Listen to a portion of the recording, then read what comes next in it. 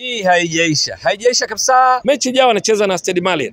Kwa mashabiki wa Simba ni vizuri wakatambua wao ni wazoefu wa michuano hii ya CAF, na ndio maana hivi karibuni wamekuwa wakijitambulisha kama ni wazee wa hizi kazi, kwamba michuano hii ndio kwanza imeanza kwao kwenye kundi lao la D, kwamba kuna mechi nyingine 5 mkononi ambazo wakirekebisha kile kilichojitokeza, wakatumia vizuri nafasi wanazozitengeneza, basi huenda wakatoboa kama ilivyo kaida yao kwa kwenda hatua robo finali na pengine kutimiza lengo lao kufika katika hatua ya nusu finali ligi ya mabingwa barani Afrika, kwa sababu tangu msimu wa 2018-19 Simba kwenye michuano hii huishia hatua ya robo finali. Kuna mfano wa namna ambavyo Simba ilianza kwa misukosuko, kwa kusuasua.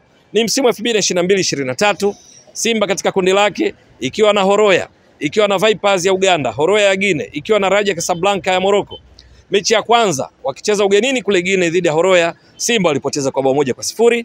Mechi ya pili walicheza na Raja Casablanca kwa Mkapa jijini Dar es Salaam, Simba walipoteza kwa mabao 3-0, lakini mwisho wa siku walisonga mbele katika hatua ya robo finali, na ambapo walikwenda kucheza dhidi ya Wydad Casablanca na kutolewa kwa matuta baada ya ushindi bao 1-0 kwa Mkapa jijini Dar es Salaam, na wao wakapoteza bao 1-0 kwenye uwanja Mohamed wa 5 kule nchini Morocco.